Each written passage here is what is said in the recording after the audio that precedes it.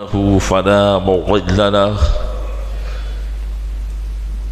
ومن يضلله فلا هادي له ونشهد أن لا إله إلا الله وحده لا شريك له ونشهد أن سيدنا ومولانا محمدا عبده ورسوله أما بعد فأعوذ بالله من الشيطان الرجيم بسم الله الرحمن الرحيم وذكر فإن الذكرى تنفع المؤمنين آمنت بالله صدق الله مولانا العظيم وبلغنا رسوله النبي الأمين المكين الكريم ونحن على ذلك لمن الشاهدين والشاكرين والمطمئنين والحمد لله رب العالمین۔ آئیے سب سے پہلے ہم اور آپ آقا نامدار مدینے کے تاجدار دونوں عالم کے مالک و مختار نائب پروردگار گلشن ہستی کی اولین فصل بہار کے دربار گوہربار میں درود پاک کا قیمتی ہار پیش کرے۔ اللہم صلی علی سیدنا شفیعنا نبینا و مولانا محمد معدن الجود والکرم علیہ وبارک وسلم۔ عقیدت و محبت کے ساتھ ایک مرتبہ اور پڑھے، اللہم صلی علی سیدنا شفیعنا نبینا و مولانا محمد معدن الجود والکرم وعلیہ وبارک وسلم۔ گنبد خضراء کے تصور کے ساتھ ایک مرتبہ اور پڑھ دیں، اللہم صلی علی سیدنا شفیعنا نبینا و مولانا محمد معدن الجود والکرم منبع العلم والحلم والحکم وعلیہ واصحابہ وبارک وسلم۔ صلاة و سلاما سرمدا دائما ابدا علیک یا رسول اللہ۔ خطبہ مسنونہ کے بعد قرآن مقدس کی ایک آیت کریمہ کی میں نے تلاوت کا شرف حاصل کیا ہے۔ اللہ تبارک و تعالی ارشاد فرماتا ہے، وَذَكِّرْ فَإِنَّ الذِّكْرَى تَنْفَعُ الْمُؤْمِنِينَ، اور نصیحت کیجئے کہ بے شک نصیحت مسلمانوں کو فائدہ دیتی ہے۔ اس آیت کریمہ میں اللہ تبارک و تعالی نے اپنے محبوب صلی اللہ علیہ وسلم کو نصیحت کرنے کا حکم دیا، اور یہ بھی ارشاد فرمایا کہ نصیحت فائدہ کس کو دیتی ہے۔ فرمایا کہ نصیحت مسلمانوں کو ہی فائدہ دیتی ہے۔ اسی لیے نبی کریم صلی اللہ علیہ وسلم نے تبلیغ فرمائی۔ اللہ تبارک و تعالیٰ نے جس کے دل میں ایمان کا بیج رکھا تھا، انہی کو آقا علیہ السلام کی تبلیغ نے فائدہ دیا اور وہ ایمان لے آئے، اور جن کے دلوں میں ایمان کا بیج نہیں تھا، سینکڑوں مرتبہ نبی کریم صلی اللہ علیہ وسلم کو انہوں نے دیکھا، ڈائریکٹ آپ کی بات سنی، ڈائریکٹ آپ کی زبان سے اللہ کا کلام سنا، اس کے باوجود بھی کتنے کافر ایمان نہ لا سکے۔ تو نصیحت فائدہ اسے ہی دیتی ہے جو مومن ہو۔ اسی لیے احادیث میں بھی متعدد مقامات پر میرے آقا صلی اللہ علیہ وسلم نے اپنے صحابہ کو نصیحتیں فرمائی، بلکہ دین مکمل نصیحت ہے۔ حدیث پاک میں ارشاد فرمایا، الدین النصیحۃ، دین ہی نصیحت ہے۔ نصیحت کیا؟ نصیحت کس کو کہتے ہیں؟ ہماری عام بول چال میں نصیحت کا لفظ ہم دوسرے معنی میں استعمال کرتے ہیں. کسی کو کوئی تکلیف پہنچ گئی تو ہم کہتے ہیں اس کو نصیحت مل گئی. اسی طریقے سے ہمارے محاورے میں اس لفظ کو استعمال کیا جاتا ہے، اچھی نصیحت اس کو ملی. تو خیر بہرحال اس لفظ کا جو بھی معنی لیا جاتا ہو ایک الگ چیز ہے، لیکن شرعی اعتبار سے نصیحت کا معنی ہوتا ہے خیر خواہی کرنا، یعنی کسی کے بارے میں اچھی سوچ رکھنا اور بھلائی کرنا.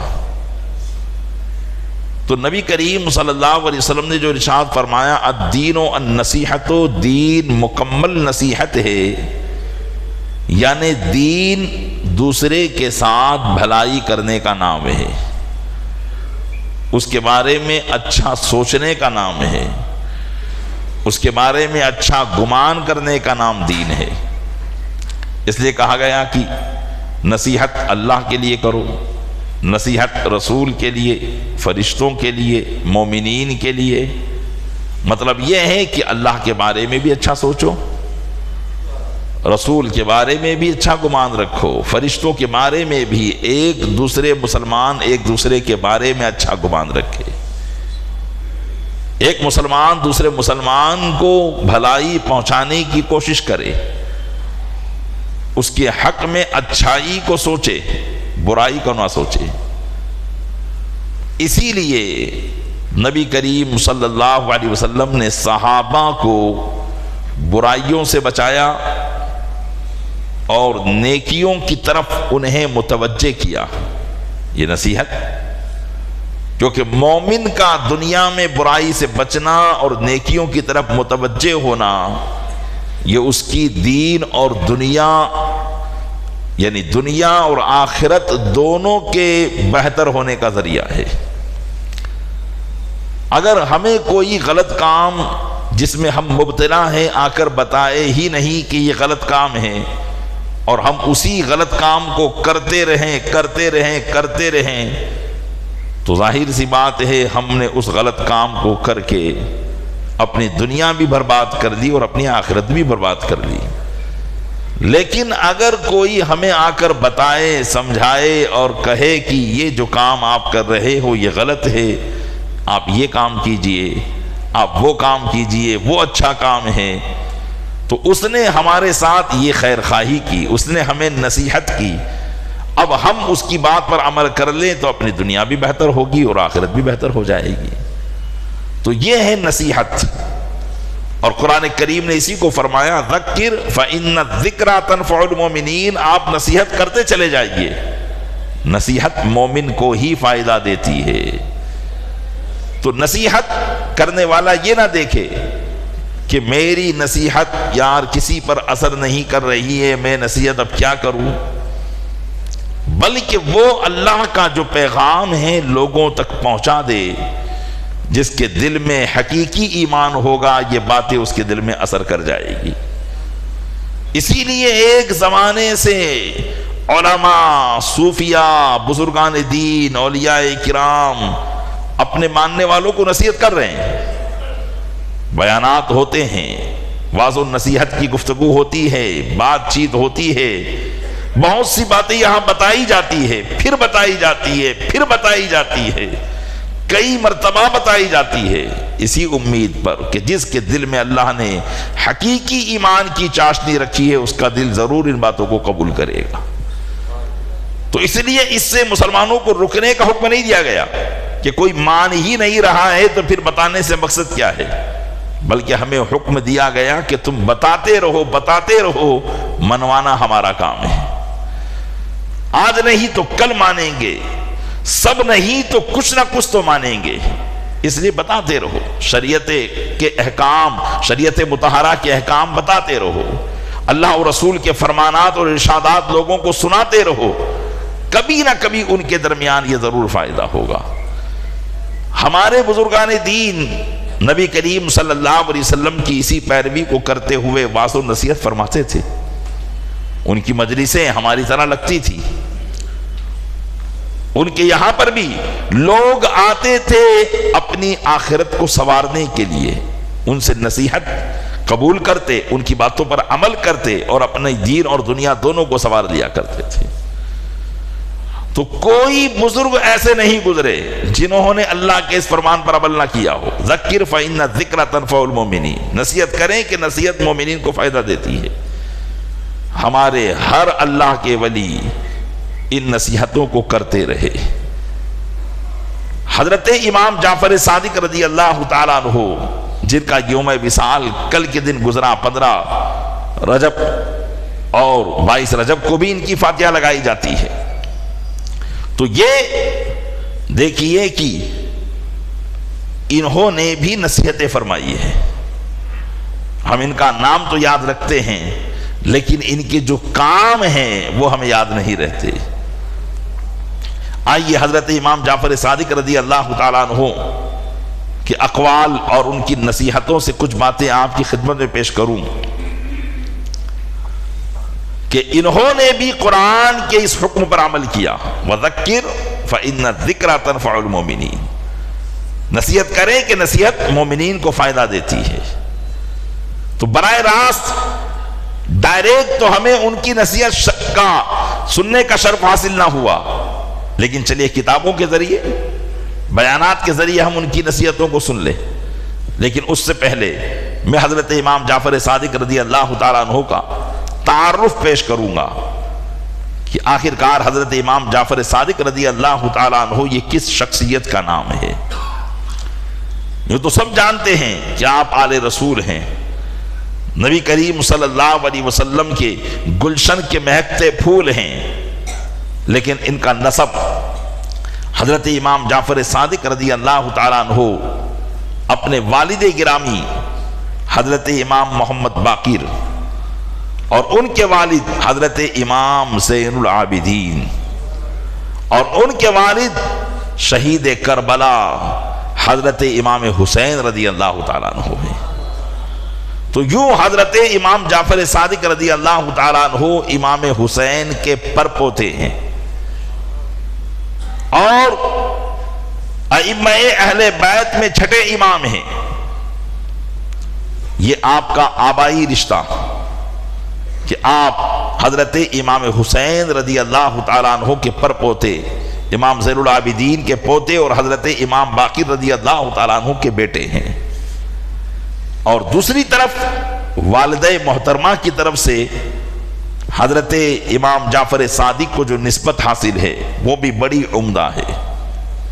میں اس سے پہلے بھی بیان میں عرض کر چکا ہوں, لیکن چونکہ بعض باتیں بار بار اس لیے بتائی جانی چاہیے تاکہ وہ ہمارے ذہن میں بیٹھ جائے. اور آج جو سادات کرام یا اہل بیت عظام اور صحابہ کرام کے درمیان جو ایک عداوت کی لکیر کھینچی جا رہی ہے, وہ لکیر ہم ختم کرنے میں کامیاب ہو جائیں.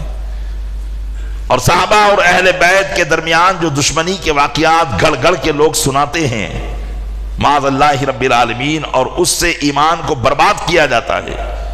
کیونکہ یہ کوئی معاملہ صرف رشتہ داری تک محدود نہیں رہتا, بلکہ یہ معاملہ ہمارے ایمان تک جاتا ہے. کیونکہ نبی کریم صلی اللہ علیہ وسلم سے جس کو بھی نسبت ہوئی, چاہے وہ آپ کی آل کے اعتبار سے ہو یا آپ کی صحبت کے اعتبار سے ہو, ہر ایک کی تعظیم کرنا مسلمانوں پر فرض ہے. ان میں سے کسی کی توہین کرنا یہ اپنے آپ کو کفر کی طرف ڈھکیل دینا ہے.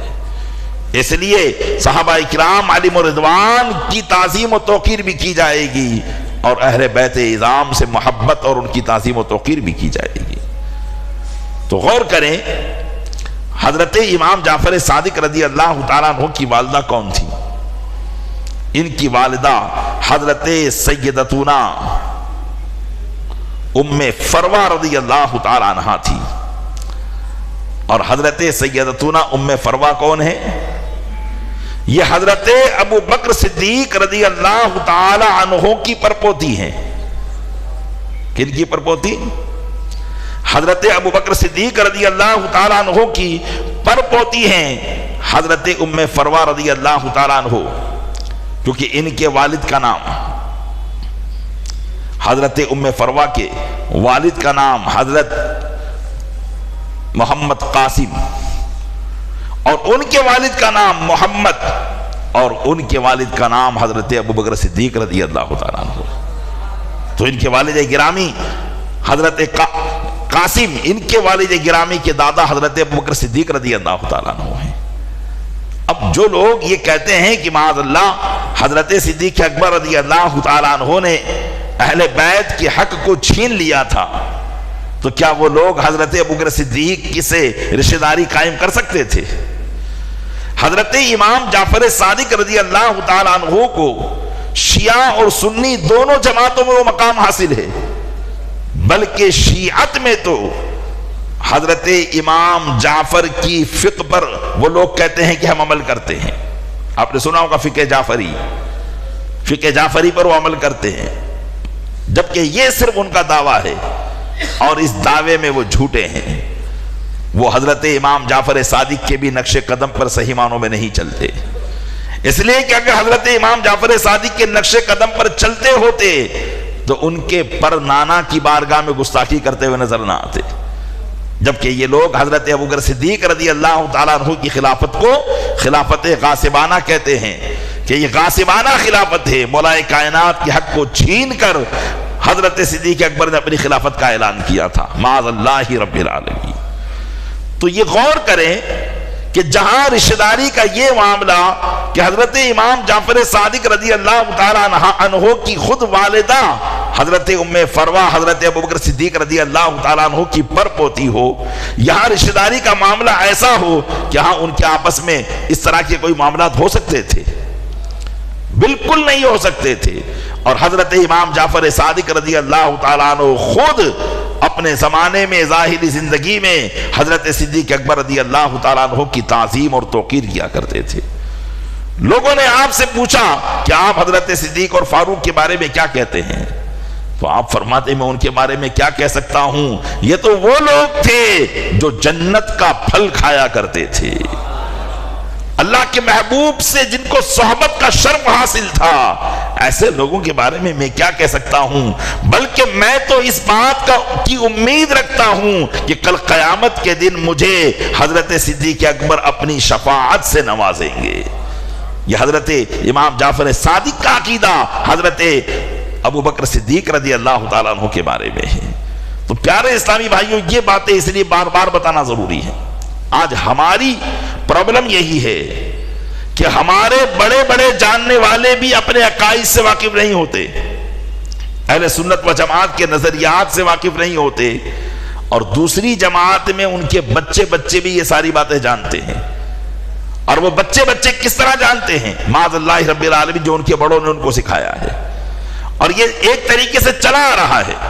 ہمارے کسی سنی سے اگر پوچھ لیا جائے تو وہ بتائے گا ہی نہیں، ائمہ اہل بیت کے نام پوچھ لیا جائے تو بتا نہیں پائے گا، کیونکہ ہمارے گھروں میں اس قسم کی تربیت ہی نہیں ہے۔ جبکہ ہمارے پاس صحیح نظریہ ہے، صحیح عقیدہ ہے، صحیح معاملہ ہے، وہ صحیح باتیں بھی ہم اپنے بچوں کو بتانے میں کامیاب نہیں ہیں، اور دوسری طرف غلط بات بتا کر اپنے بچوں کو اور ان بچوں کے ذریعے دوسرے لوگوں کو ناکام کرنے میں وہ لوگ کامیاب ہیں۔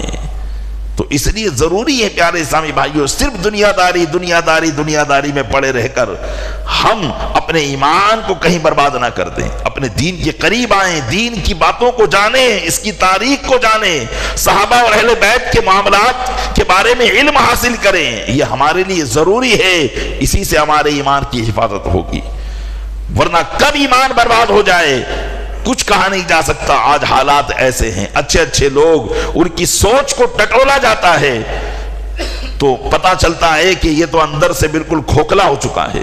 کبھی وہ صحابہ کرام کے بارے میں الٹا سیدھا بولتا ہوا نظر آتا ہے، تو کبھی اہل بیت کرام کے بارے میں کچھ غلط سوچ وہ رکھنے والا ہوتا ہے۔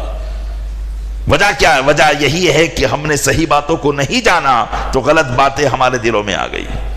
اگر ہم صحیح بات جان لیتے تو یہ غلط باتیں ہمارے دلوں کے اندر نہ لکھی جاتی، اس لیے کہ دل خالی سلیٹ ہوا کرتا ہے، اس پر جو چاہے لکھ دیا جاتا ہے۔ تو جب آپ صحیح بات لکھنے میں کامیاب نہیں ہوں گے تو آپ کے دلوں پر غلط باتیں اور غلط عقائد اور نظریات کو لکھ دیا جائے گا۔ اس لیے جس طاقت اور قوت کے ساتھ باطل مذہب کوشش کر رہے ہیں اور اہل سنت و جماعت کے اندر اپنے نظریات اور عقائد کو بسانے کی کوشش کر رہے ہیں، آپ اس سے زیادہ دوگنی طاقت کے ساتھ اپنے عقیدے کو بچانے کی کوشش کیجئے، اپنی نسلوں کے عقیدے کو بچانے کی کوشش کیجئے۔ آج باپ چلیے سنی صحیح العقیدہ ہے، لیکن ہو سکتا ہے کہ اس کی اولاد بگڑ کر معاذ اللہ رب العالمین کہیں رافضی نہ ہو جائے، شیعہ نہ ہو جائے، یا دیوبندی یا وہابی نہ ہو جائے۔ اس لیے ضروری ہے ان باتوں کی طرف توجہ دینا اور نظر کے ساتھ اپنے بچوں کو صحیح راستے پر رکھنا اور دین کی مکمل تعلیم دے کر ان کے ایمان اور عقیدے کی حفاظت کرنا۔ یہ ایک باپ کے لیے دنیا اس کی بہتر بنانے سے انتہائی ضروری ہے کہ اگر دنیا معاذ اللہ اگر بگڑتی ہے تو اس سے اتنا نقصان نہیں ہوگا، غربت کی زندگی گزار کر بھی وہ جی لے گا، لیکن اگر آخرت بگڑے گی تو دنیا اور آخرت دونوں برباد ہو جاتی ہے۔ اللہ تبارک و تعالی ہمیں اور ہماری نسلوں کے ایمان کو محفوظ رکھے اور صحیح عقیدے پر ہمیں گامزن رکھے اور اسی عقیدے پر ہمیں موت عطا فرمائے۔ آمین بجاہ النبی الامین صلی اللہ علیہ وسلم۔ تو آپ نے سماعت کیا کہ یہ حضرت جعفر صادق رضی اللہ تعالیٰ عنہ کا سلسلے نسب جو باپ کی طرف سے تھا اور سلسلے نسب جو ان کی ماں کی طرف سے تھا، کہ ماں کی طرف سے آپ صدیقی ہیں اور والد گرامی کی طرف سے آپ سید ہیں، علوی ہیں، مولا کائنات کی اولاد میں سے ہیں۔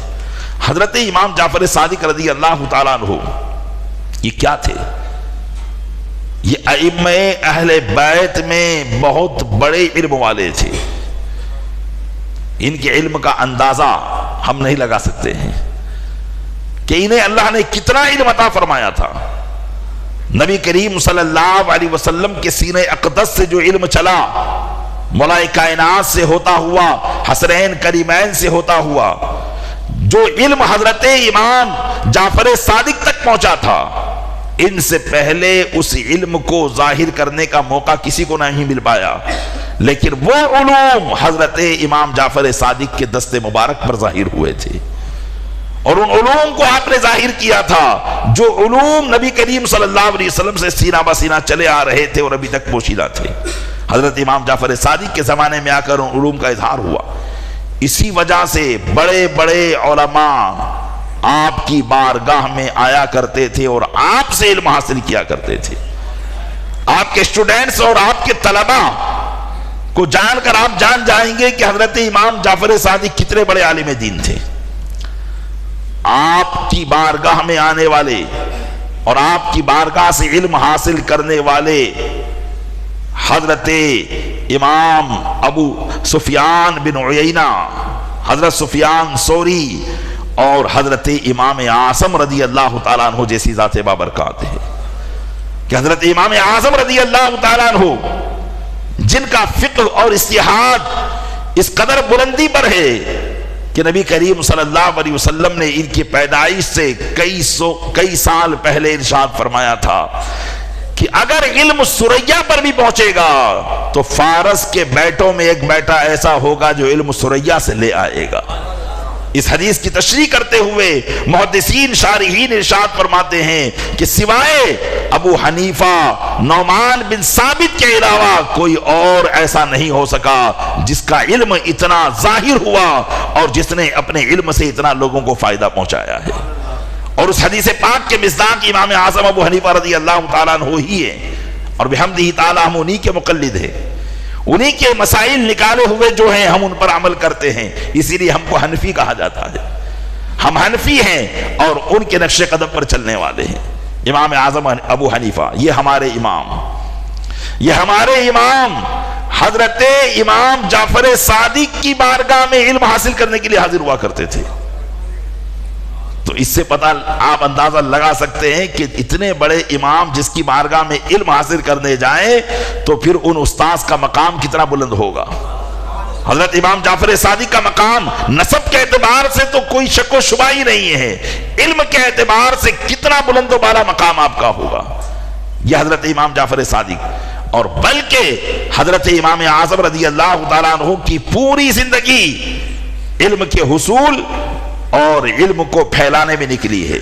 پوری زندگی آپ قرآن و حدیث سے علم حاصل کرتے رہے اور لوگوں تک پہنچاتے رہے، لیکن ان پوری زندگی کے اندر صرف جو 2 سال آپ نے حضرت امام جعفر صادق کی بارگاہ میں گزارے، 2 سال، ان 2 سالوں کے بارے میں امام اعظم فرمایا کرتے تھے لولا السنتان لہلک النعمان، یعنی اگر یہ 2 سال نہ ہوتے. کون سے 2 سال؟ جو میں نے حضرت امام جعفر صادق کی بارگاہ میں گزارے اور ان کی بارگاہ سے میں نے جو علم حاصل کیا، اگر یہ 2 سال نہ ہوتے تو نعمان ہلاک ہو جاتا. نعمان ہلاک ہو جاتا.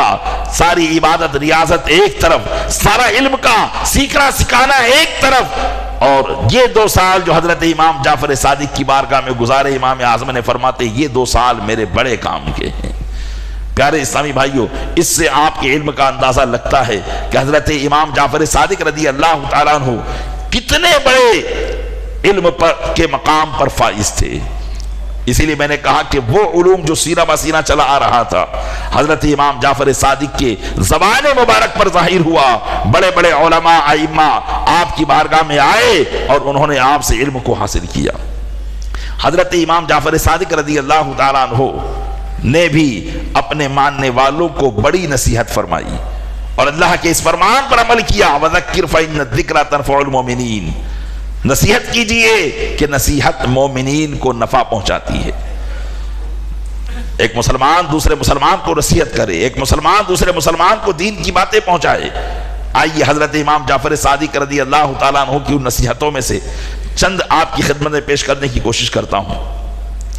حضرت امام سیدنا ابن ابو لیلہ اور حضرت سیدنا امام اعظم ابو حنیفہ رضی اللہ تعالیٰ عنہ ایک مرتبہ حضرت امام جعفر صادق رضی اللہ تعالیٰ عنہ کی بارگاہ میں حاضر ہوئے. تو حضرت امام جعفر صادق رضی اللہ تعالیٰ عنہ نے، ہو سکتا ہے کہ امام اعظم کی یہ پہلی ملاقات ہو حضرت امام جعفر صادق سے، اس لیے کہ اس سوال کے اندر یہی ہے کہ حضرت امام جعفر صادق نے آپ کا نام پوچھا تو فرمایا کہ تمہارا نام کیا ہے؟ تو امام اعظم رضی اللہ تعالیٰ عنہ نے عرض کیا کہ میرا نام نعمان ہے. تو حضرت امام جعفر صادق نے پوچھا اے نعمان، کیا آپ نے کبھی اپنے سر کو ناپا ہے؟ آپ نے کبھی اپنے سر کو ناپا ہے؟ تو حضرت امام اعظم نے عرض کیا کہ حضور میں اپنے سر کو کیسے ناپ سکتا ہوں؟ پھر حضرت امام جعفر صادق نے پوچھا کیا تم آنکھوں کی نمکینی، کانوں کی کڑواہٹ اور ناک کے نتنوں کی حرارت اور ہونٹوں کی مٹھاس کے بارے میں کچھ جانتے ہو؟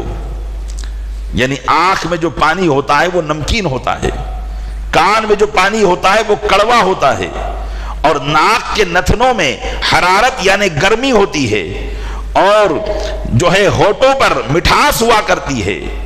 اس کی حکمتوں کو تم جانتے ہو؟ حضرت امام اعظم نے عرض کیا نہیں. تو ارشاد فرمایا، پھر پوچھا کہ کیا تم وہ کلمہ جانتے ہو جس کا اول کفر ہے اور آخر ایمان ہے؟ تو حضرت امام اعظم نے فرمایا کہ نہیں. حضرت سیدنا ابن ابو لیلہ نے فرمایا کہ اے نواسے رسول، اے ابن رسول، آپ خود ہی ہمیں ان چیزوں کے بارے میں بتائیے کیونکہ ہم ان کے بارے میں کچھ علم نہیں رکھتے. تو حضرت امام جعفر صادق رضی اللہ تعالیٰ عنہ نے فرمایا کہ میرے دادا، حضرت امام جعفر صادق کے دادا کون؟ امام زین العابدین، امام باقر تو ان کے والد گرامی. یہی میں کہتا ہوں پیارے اسلامی بھائیوں کہ ہم سنیوں کے اندر عقیدے کی اتنی کمی ہے کہ ہم ان کے نام تک نہیں بتا سکتے ہیں، لیکن دوسری جماعت وہ اپنے بچوں کو یہ باتیں غلط طریقے سے بتا رہی ہے اور ہم ان کے نام تک نہیں جانتے، جس سے وہ ہم کو کہتے ہیں کہ سنیوں کو اہل بیت سے محبت ہی نہیں ہے، جبکہ الحمدللہ سچی محبت اور بغیر مفاد کی محبت، اور مفاد صرف آخرت کا، وہ اہل سنت و جماعت ہی اہل بیت سے کرتی ہے. اور وہ مفاد کیا ہے آخرت کا؟ کہ اللہ تعالیٰ کے محبوب ان سے محبت کرنے کی وجہ سے ہماری مغفرت کروائیں گے، ہماری بخشش کروائیں گے۔ تو یہ محبت اہل سنت و جماعت کو ہے، اور شیعت کی طرف جو محبت ہے وہ سیاسی محبت ہے۔ انہوں نے ہمیشہ اپنے سیاسی الو کو سیدھا کرنے کے لیے اپنے آپ کو محب اہل بیت ثابت کرنے کی کوشش کی ہے۔ یہ ایک تاریخی حقیقت ہے جس کو جھٹلایا نہیں جا سکتا ہے۔ بہرحال میرا یہ موضوع نہیں ہے۔ تو عرض یہ کر رہا تھا کہ یہ کہتے ہیں کہ میرے دادا حضرت امام زین العابدین رضی اللہ تعالیٰ عنہ سے روایت ہے کہ حضور نبی پاک صلی اللہ علیہ وسلم نے ارشاد فرمایا کہ اللہ تعالیٰ نے اپنے فضل و احسان سے ابن آدم کی آنکھوں میں نمکینی رکھی، کیونکہ ہماری آنکھ کا پانی نمکین ہوتا ہے، آنسو جو ہمارے ہوتے ہیں نمکین ہوتے ہیں۔ فرمایا اس کی حکمت یہ ہے کہ آنکھ یہ دونوں چربی کے ٹکڑے ہیں، اگر یہ نمکینی ان کے ارد گرد نہ ہوتی تو یہ دونوں چربی کے ٹکڑے پگھل گئے ہوتے۔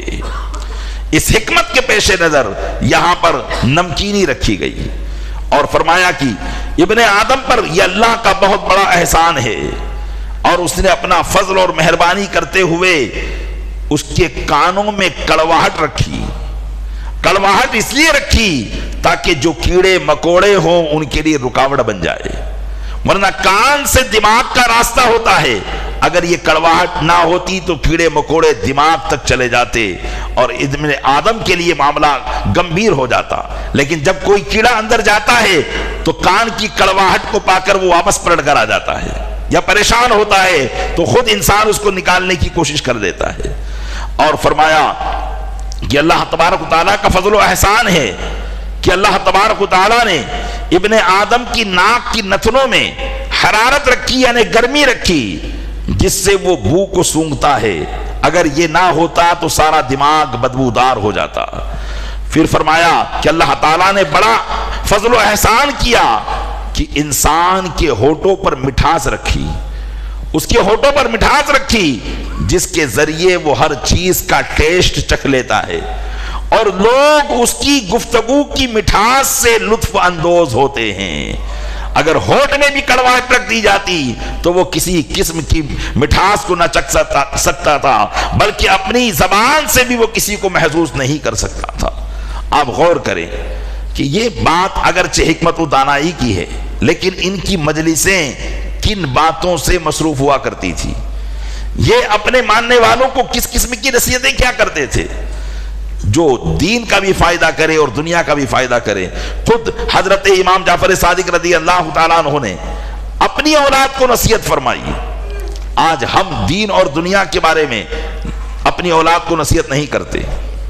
اولاد کے لیے اگر دنیا سکھانی ہے تو ہم نے سارا معاملہ اسکول کے حوالے کر رکھا ہے، جبکہ ایک باپ اپنی اولاد کے لیے بہترین نصیحت کرنے والا ہوتا ہے، اس کا بہترین سکھانے والا ہوتا ہے۔ قرآن کریم کے اندر دو باپ بیٹے کی نصیحت کو اتنا پسند کیا گیا کہ اللہ تبارک و تعالیٰ نے ان پر قرآن کی آیتوں کو نازل کر دیا گیا۔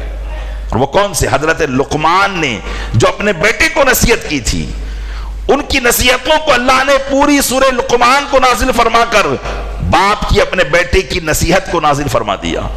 جو حضرت لقمان نے اپنے بیٹے کو نصیحت کی تھی، جبکہ لقمان کوئی نبی نہیں تھے، وہ اپنے وقت کے ایک ولی اور بہت بڑے حکیم یعنی عقل مند آدمی تھے، دانا آدمی تھے۔ اپنے بیٹے کو انہوں نے جو نصیحت کی تھی اس کو قرآن نے سراہا۔ پتا چلا کہ قرآن ایسی چیز کو پسند کرتا ہے، لیکن آج باپ اپنے بیٹے کو کوئی نصیحت نہیں کرتا۔ نصیحت اور اس کی زندگی اور اس کے فیوچر کے سارے معاملات اس نے دوسروں کے سپرد کر رکھے ہیں، اور وہ اپنے آپ کو ان ذمہ داریوں سے سبکدوش سمجھتا ہے۔ ظاہر سی بات ہے اولاد بھی پھر ایسی ہی ہوتی ہے، پھر اولاد بھی اپنے باپ کا کوئی حق نہیں مانتی۔ اگر باپ واقعی نصیحت کرے، صرف مال ہی سب کچھ نہیں ہوتا، اگر باپ کی نصیحت اپنی اولاد پر ہو اور اولاد انہی نصیحتوں کے ذریعے کامیاب ہو جائے تو اولاد ہمیشہ اپنے باپ کے ان اقوال کو یاد رکھے گی کہ میرے باپ نے مجھے یہ کہا تھا، اس بات پر میں نے عمل کیا تو آج میں کامیاب ہوں۔ لیکن آج ہماری اولاد یہ نہیں کرتی۔ آج ہماری اولاد کیا کہتی ہے؟ تم نے میرے لیے کیا کیا ہے؟ کیونکہ ہم نے اس کے لیے جو کیا وہ مال کی مصیبتیں اس کے سر پر لا کر ڈال دی ہے، مال کی آفتیں اس کے سر پر لا کر ڈال دی ہے، جس مال نے اس کا بھی دماغ خراب کیا ہے اور اس کی زندگی کو بھی برباد کیا ہے۔ اس لیے وہ مال اسے احسان یاد دلاتا ہی نہیں ہے، اس لیے احسان یاد دلانے والی جو باتیں ہیں وہ نصیحتیں ہیں۔ آپ اپنی اولاد کو نصیحت کریں، آپ اپنی اولاد کو اچھی باتیں کہیں اور خود بھی ان باتوں پر عمل کرنے کی کوشش کریں، تو یقیناً آپ کی اولاد آپ کی فرما بردار ہوگی۔ حضرت امام جعفر صادق رضی اللہ تعالیٰ عنہ کے بیٹے کون ہیں؟ یہ عقیدے کی بات ہے، ہم سب اہل بیت سے محبت کرنے والے ہیں۔ میں آپ سے پوچھتا ہوں، اس لیے کہ میں نے بتایا کہ دوسری جماعت سے اگر آپ پوچھیں گے تو فوراً بتائے گی۔ ہے کوئی جو بتائے نام؟ جی نہیں۔ ہاں، حضرت امام موسیٰ کاظم کسی نے بتایا؟ کس نے بتایا؟ ماشاءاللہ، حضرت امام موسیٰ کاظم رضی اللہ تعالیٰ عنہ، یہ حضرت امام جعفر صادق کے بیٹے ہیں۔ پیارے اسلامی بھائیوں، اس کمی کو دور کیجئے، اپنے اندر بیداری لائیے۔ یہ دوسری جماعت آپ کے عقیدے کو ایسا برباد کر دے گی کہ آپ کو پتہ بھی نہیں چل پائے گا۔ ان بیداری کو لائیے۔ حضرت امام جعفر صادق رضی اللہ تعالیٰ عنہ کے صاحبزادے، جو بڑے صاحبزادے تھے، ان کا نام تھا حضرت امام موسیٰ کاظم رضی اللہ تعالیٰ عنہ۔ حضرت امام جعفر صادق رضی اللہ تعالیٰ عنہ نے اپنے بیٹے، اپنے صاحبزادے حضرت امام موسیٰ کاظم رضی اللہ تعالیٰ عنہ کو جو نصیحتیں فرمائی، آئیے ان نصیحتوں میں سے کچھ نصیحتیں میں آپ کی خدمت میں پیش کرنے کی کوشش کروں، اور غور کریں کہ جب باپ اپنے بیٹے کو نصیحت کرتا ہے تو پھر اس بیٹے کا معاملہ کیا ہوتا ہے۔ امام موسیٰ کاظم یہ حضرت امام جعفر صادق کے صاحبزادے تھے، اور باپ نے اپنے بیٹے کی جس طرح تربیت کی تھی، اسی تربیت کے شاہکار حضرت امام موسیٰ کاظم رضی اللہ تعالیٰ عنہ بن کر نکلے ہیں۔ حضرت امام جعفر صادق نے امام موسیٰ کاظم کو نصیحت فرمائی کہ اے میرے بیٹے، مالدار وہ ہے جو تقسیم الہی پر راضی رہے۔ آپ نے فرمایا کہ مالدار وہ نہیں جس کے پاس مال ہو، اس لیے کہ جس کے پاس مال ہو شاید اس سے زیادہ بڑا فقیر کوئی نہیں ہوگا، کیونکہ فقیر کس کو کہتے ہیں؟ فقیر وہ ہے جو ہمیشہ مال ہی مانگتا رہے، ایک چیز طے کر لی دوسری چیز آ جائے، دوسری آ گئی تیسری آ جائے، تیسری آ گئی چوتھی آ جائے، تو اسی کو تو فقیر کہتے ہیں۔ وہ تقسیم الہی پر راضی نہیں ہے، اللہ نے جو اس کے مقدر میں رکھ دیا ہے اس پر وہ راضی نہیں ہے۔ تو آپ نے فرمایا حقیقت میں مالدار وہ ہے جو اللہ کی تقسیم پر راضی ہو جائے، اور جو دوسروں کے مال پر نظر رکھے وہ فقیری کی حالت ہی میں مرتا ہے، وہ ہمیشہ دوسروں کی فکر میں رہ جائے گا اور اسی حالت میں مر جائے گا۔ پھر فرمایا کہ اللہ کی تقسیم پر راضی نہ رہنے والا گویا اللہ پاک کے فیصلے میں تہمت لگاتا ہے۔ بھئی اللہ نے کسی کو مال دیا، اب یہ اس کے مال پہ نظر کر رہا ہے اور حسد کر رہا ہے کہ اس کو مال کیوں ملا۔ اللہ تبارک و تعالیٰ نے اس کے لیے مال کا فیصلہ کیا، تیرے لیے نہ کیا، تو اللہ کے فیصلے پر راضی ہو جا۔ لیکن اگر وہ یہ کہتا ہے کہ اس کو کیوں مال ملا، وہ اتنا بڑا مالدار کیوں ہو گیا، تو مطلب یہ ہے کہ وہ اللہ کے فیصلے پر تہمت لگا رہا ہے۔ اللہ جانتا ہے کہ کس کو کیا دینا بہتر ہے، وہ اپنی مشیت کے مطابق جسے جو عطا فرماتا ہے بہتر عطا فرماتا ہے۔ حضرت مولا کائنات علی مرتضیٰ رضی اللہ تعالیٰ عنہ فرمایا کرتے تھے اور بالکل فخر کے ساتھ کہا کرتے تھے، رضینا قسمت الجبار فینا لنا علم وللجہال مال فإن المال یفنی عن قریب وإن العلم لیس له زوال۔ آپ فرمایا کرتے تھے کہ ہم اللہ کی تقسیم پر راضی ہیں، ہمارے رب نے جو ہمارے لیے تقسیم کی ہے ہم اس پر راضی ہے کہ اس نے ہمارے لیے علم رکھا اور جاہلوں کو مال عطا کیا۔ اس نے ہمیں علم دیا، مال نہ دیا، اور دوسروں کو اس نے مال دیا تو ہمیں کوئی اعتراض نہیں، ہم اس کی تقسیم پر راضی ہیں۔ کیوں؟ وجہ بتاتے ہیں، فرماتے فَإِنَّ الْمَالَ يَفْنِي عَنْ قَرِيب، اس لیے کہ مال عن قریب فنا ہو جاتا ہے۔ مال ختم ہو جاتا ہے، وَإِنَّ الْعِلْمَ لَيْسَ لَهُ زَوَالٌ، اور علم زائل نہیں ہوتا، ختم نہیں ہوا کرتا ہے، علم باقی رہتا ہے۔ اسی وجہ سے جہاں علم تھا بعد میں بھی علم والے ہی پیدا ہوتے رہتے ہیں، لیکن جہاں ان علم والوں میں مال آ جاتا ہے تو پھر علم ختم ہو جاتا ہے، علم ختم ہو جاتا ہے۔ اور جہاں مال ہو تو ایسا نہیں کہ باپ مالدار تھا تو بیٹا بھی مالدار ہی ہوگا، بسا اوقات بلکہ اکثر دیکھا جاتا ہے کہ باپ مالدار تھا لیکن بیٹا فقیری کی زندگی گزار رہا ہے۔ آج ان بادشاہوں کی اولاد کو دیکھو جو پورے ملک پر حکومتیں کیا کرتی تھی، اگر آج ان کی نسلیں باقی ہو تو ان کی حالات کو آپ دیکھ سکتے ہیں کہ وہ کیسی زندگیاں گزار رہے ہیں۔ تو پتا چلا کہ مال ہر ایک کے پاس نہیں رہتا ہے، اس لیے ارشاد فرمایا کہ مالدار حقیقت میں وہ ہے جو اللہ کی تقسیم پر راضی ہو جائے۔ اب پیارے اسلامی بھائیو غور کریں، جو حضرت امام جعفر صادق کی صرف اسی نصیحت پر عمل کر دے، صرف اسی نصیحت پر عمل کر لیں تو آپ بتائیں کہ کتنی خرابی دنیا سے دور ہو سکتی ہے۔ آج ساری خرابی تو حسد کی بنیاد پر ہے، آج ساری خرابی تو ایک دوسرے کی ٹانگ کھینچنے کی بنیاد پر ہے، ایک دوسرے سے آگے بڑھنے کی بنیاد پر ہے۔ آج کاروبار کے سارے معاملات اسی پر موقوف ہیں، میں چاہتا ہوں کہ وہ آگے نہ بڑھے، آپ چاہتے ہیں کہ میں آگے نہ بڑھوں، میری دکان صحیح نہ چلے، اور آپ چاہتے ہیں کہ جو ہے میں چاہتا ہوں کہ آپ کی دکان صحیح نہ چلے۔ آج یہی تو معاملہ ہے۔ اب اگر اسی نصیحت پر عمل کر لیں تو ہم بڑے کامیاب ہو جائیں گے۔ ہر مسلمان یہ چاہے کہ بھئی اللہ نے مجھے بھی دیا ہے، اللہ اسے بھی دے، یا اللہ نے اس کو دیا ہے تو مجھے بھی دے۔ میری کوئی خواہش نہیں ہے مال پر، میرا کوئی ایسا معاملہ نہیں ہے کہ میرا گراہک اگر اس کے وہاں چلا جائے گا تو میں اس کے لیے بدگمانی کروں گا، اپنے دل کے اندر جو ہے اس کے تعلق سے غلط وسوسے لاؤں گا، خیالات لاؤں گا۔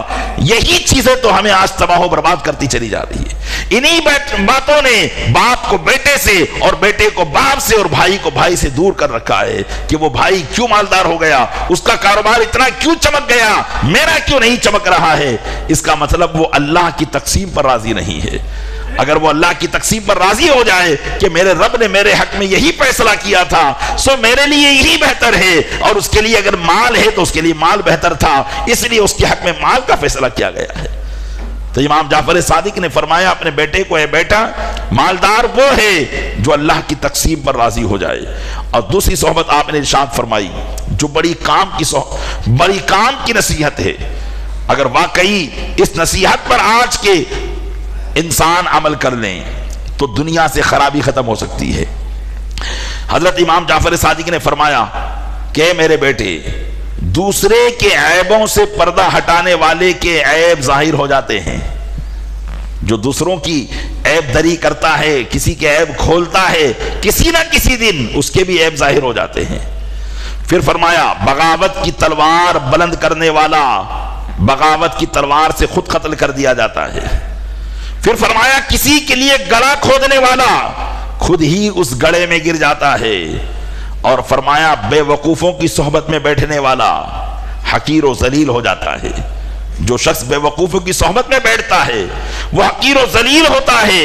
پھر فرمایا جبکہ علماء کی صحبت اختیار کرنے والا عزت پاتا ہے، اور برائی کے مقام پر جانے والے پر تہمت لگا دی جاتی ہے۔ کتنی بہترین نصیحت! اس نصیحت کا آخری پہلو اگر آپ لے لیں، ارشاد فرمایا کہ علماء کی صحبت اختیار کرنے والا عزت پاتا ہے۔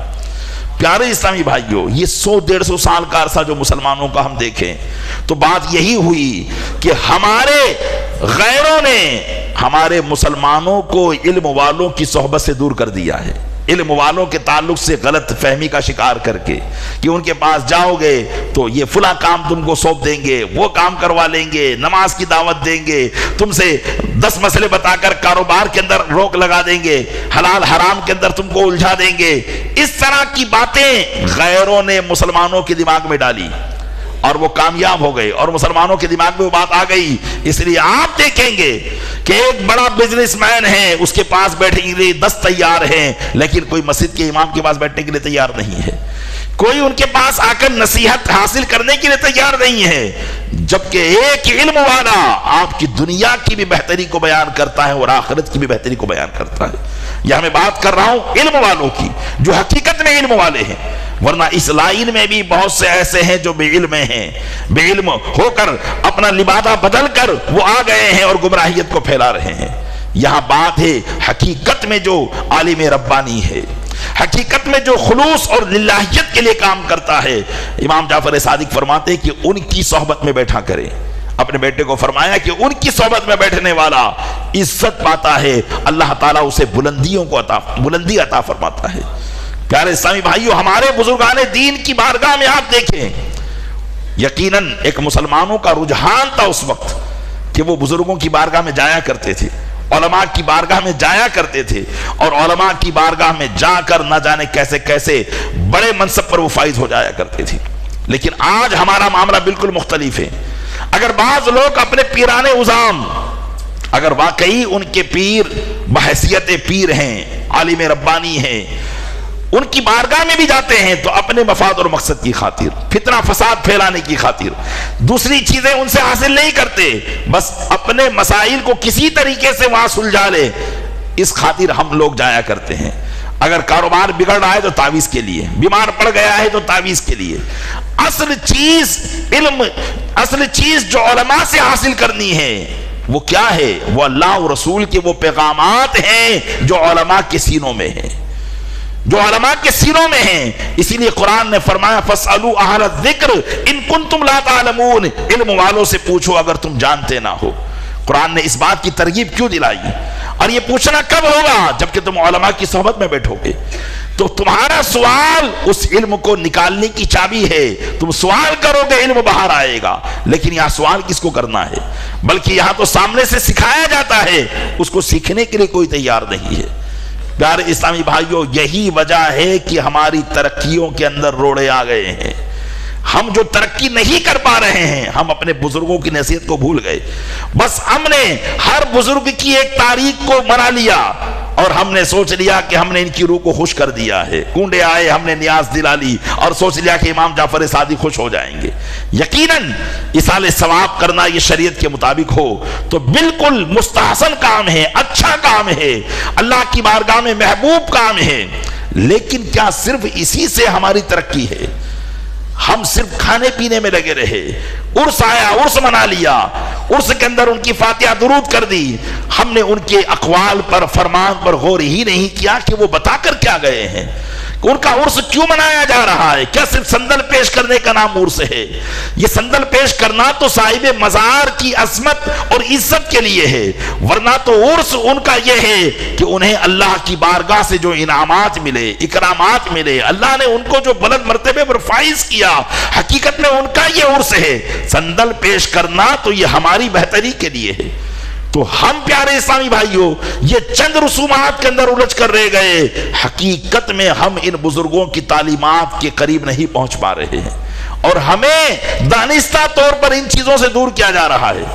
آپ نہیں سمجھ رہے ہیں، ہماری جو دشمن قوم ہے وہ ہمیں ان چیزوں سے دور کر رہی ہے، علماء سے بدظن کر رہی ہے، علماء سے دور بھگا رہی ہے، اور ہم بھی ہیں کہ ان کی بات مان کر اپنی دنیا کو صحیح کرنے میں لگے ہوئے ہیں اور دین کو آفت اور بلا میں ہم نے مبتلا کر رکھا ہے۔ پیارے اسلامی بھائیوں غور کریں، یقیناً حضرت امام جعفر صادق رضی اللہ تعالیٰ عنہ کی صحیح معنوں میں روح خوش کرنا چاہتے ہیں تو ان کے اقوال پر عمل کریں، ان کی نصیحتوں پر عمل کریں، قرآن کے حکم پر عمل کریں۔ قرآن فرما رہا ہے وَذَكِّرْ فَإِنَّ الذِّكْرَىٰ تَنفَعُ الْمُؤْمِنِينَ، نصیحت کرتے رہو کہ نصیحت مسلمانوں کو نفع دے گی۔ ہر مسلمان دوسرے مسلمان کو اچھے کام کا حکم دے، برائی سے روکے، یہ نہیں کہ اس کے ساتھ برائی میں جا کر مشغول ہو جائے، شریک ہو جائے، یہ نہ کرے، بلکہ اس کو بھلائی کا حکم دے اور برائی سے روکے۔ یہی ایک مسلمان کا فرض منصبی ہے، اللہ کی طرف سے اس پر مقرر کیا گیا ہے، اس پر یہ فرض کیا گیا ہے۔ اگر وہ یہ کام نہیں کریں گے تو پھر اللہ کا عذاب بھی آ سکتا ہے، کیونکہ مسلمان جب بھی ان باتوں کو چھوڑتے ہیں اللہ کا عذاب آتا ہے۔ اللہ تبارک و تعالیٰ اپنے محبوب کے صدقے میں، حضرت امام جعفر صادق کے صدقے میں ہمیں عذاب سے محفوظ فرمائے، دینی اور دنیاوی آفات سے محفوظ فرمائے، اور ہمارے عقیدے کو مضبوط فرما کر ہمیں اپنے بزرگوں کے نقش قدم پر چلنے کی توفیق عطا فرمائے۔ آمین بجاہ النبی ربی صلی اللہ علیہ وسلم۔